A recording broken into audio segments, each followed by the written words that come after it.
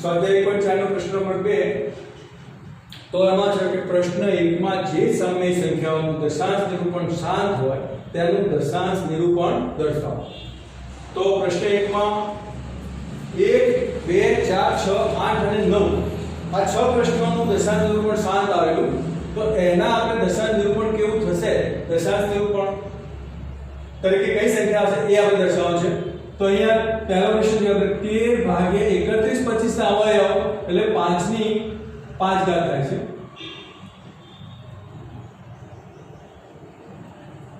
તો 13 ભાગ્યા 5 ની 5 ઘાત,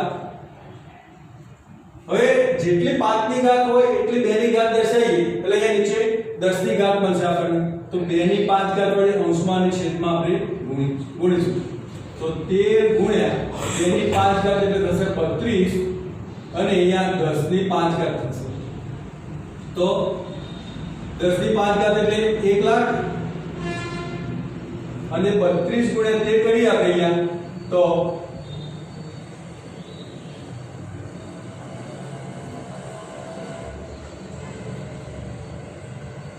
416 આવશે। 32 ગુણ્યા તે કરી તો 416 મળે। એટલે આનું દશાંશ નિરૂપણ દર્શાવવું હોય તો 0.00416। તો 13 ભાગ્યા 31 25 દશાંશ નિરૂપણ સ્વરૂપે દર્શાવો તો 0.00416 મળે। હવે આપણે 17 ભાગ્યા 8 છે તો 17 ભાગ્યા 8 માં 17 ના અવયવ પડશે નહીં પણ 8 ના અવયવ પાડશે તો 2 ગુણ્યા 2 ગુણ્યા 2 થશે। એટલે કે 17 ભાગ્યા 2 ની 3 ઘાત મળી। તો જેટલી 2 ની ઘાત છે એટલી 5 ની ઘાત પણ છેદમાં કરીએ તો 5 ની 3 ઘાત વડે અંશમાં અને છેદમાં આપણે ગુણાકાર કરીશું। તો 17 ગુણ્યા 5 ની 3 ઘાત પાછે 25 25 125 ભાગ્યા 10 ની 3 ઘાત।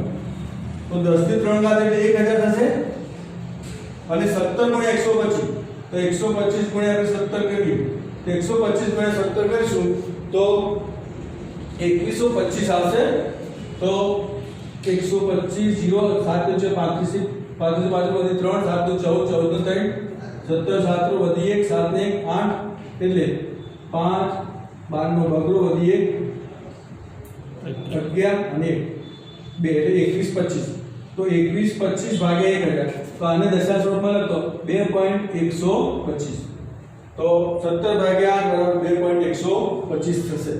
હવે પ્રશ્ન નંબર 4 છે જી તો 15 ભાગ્યા 1600 તો 15 ને 1600 ના આપણે અવયવ પાડીએ તો 2 ગુણ્યા 2 ગુણ્યા 2 ગુણ્યા 2 16 ના અવયવ પડે 2 થી 4 તો 8 ની 16 100 વધ્યા તો 100 માં 2 2 અને 5 ગુણ્યા 5 તો અહીંયા 15 ભાગ્યા 2 ની 6 ઘાત ગુણ્યા 5 ની 2। તો આમાં જોઈશું તો 2 ની અને 5 ની સરખી ઘાત કરીએ તો 5 ની 4 ઘાત ખૂટે છે। 5 ની 4 ઘાત મૂકે તો 2 + 4 5 ની 6 ઘાત થઈ જાય। તો અહીંયા આપણે ઉપર અને નીચે છેદમાં અને અંશમાં 5 ની 4 ઘાત વડે ગુણીશું। તો નીચે 15 ગુણ્યા 5 ની 4 ઘાત એટલે 625 ભાગ્યા 2 ગુણ્યા 5 ની 6 ઘાત। તો 15 ગુણ્યા 625 કરીએ અને 5 દુ 10 10 ની 6 ઘાત એટલે એકની પાછળ 6 મીટર મૂકીશું અને 15 ગુણ્યા 625 કરીએ આપણે તો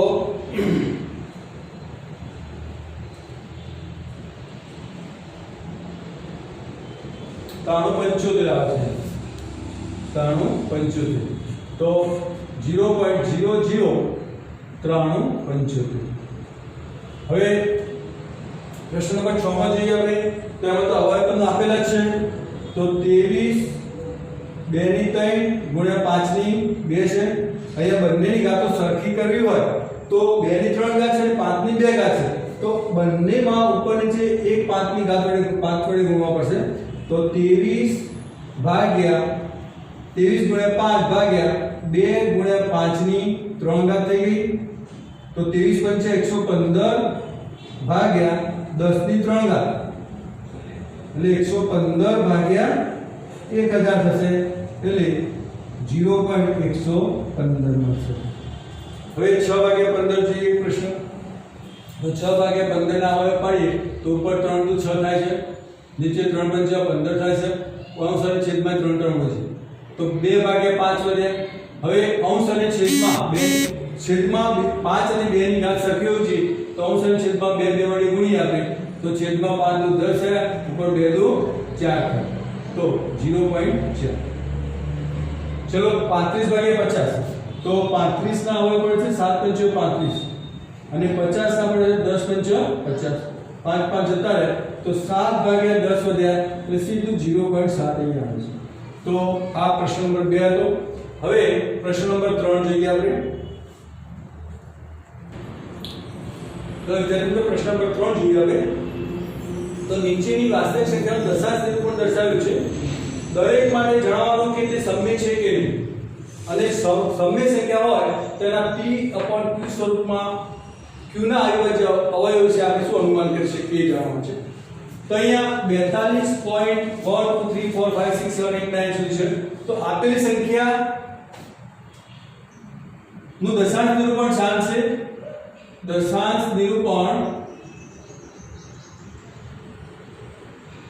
શાંત છે તેથી તે સમય સંખ્યા છે।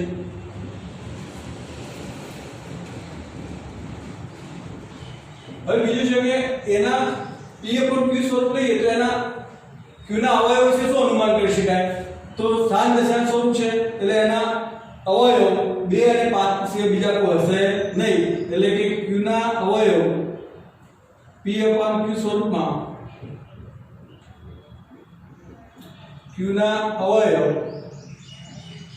2 ની n 5 ની m જ્યાં n અને m અનુર્ણ પૂર્ણાંક સ્વરૂપનું હોય।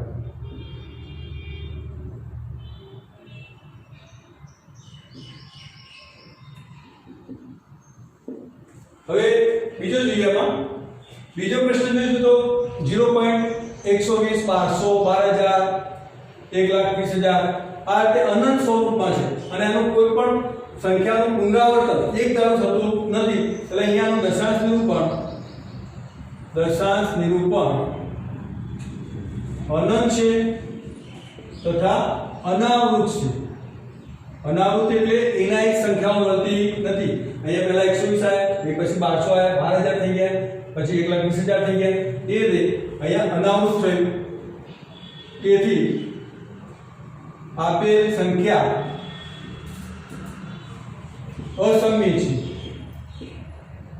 હવે અસમય હોય ત્યારે p/q સ્વરૂપ મળશે નહીં, એટલે એના q ના સ્વરૂપ વિશે આપણે કોઈ ચર્ચા કરવાની રહેતી નથી। હવે ત્રીજા પ્રશ્નમાં જોઈએ તો 43.123456789 એવું આ ઉપર જે લીટી દોરી છે એનો મતલબ થાય કે આના સંખ્યાનું ફરીથી પુનરાવર્તન થતું જશે, એટલે આપેલ સંખ્યાનું દશાંશ નિરૂપણ અનંત છે અને આવૃત છે। ફરીથી એના સંખ્યાઓ છે 1 2 3 4 5 6 7 8 9, પછી ફરીથી 1 2 3 4 5 6 7 8 9 આ રીતે ફરીથી એના સંખ્યાઓ છે એટલે એના આવૃત કહેવાય। તો દશાંશ નિરૂપણ અનંત અને આવૃત છે, તેથી આપેલ સંખ્યા સમય સંખ્યા છે। સમય સંખ્યા છે અને સમય સંખ્યા હોય તો p/q સ્વરૂપમાં q ના અવયવ 2 ની n 5 ની m સ્વરૂપે હોય। તો વિદ્યાર્થી મિત્રો આજનો વિડિયો તમને પસંદ આવ્યો હોય તો લાઈક કરજો, શેર કરજો, કમેન્ટ કરજો અને ખાસ સબસ્ક્રાઇબ કરવાનું ભૂલતા નહીં। તો જય હિન્દ।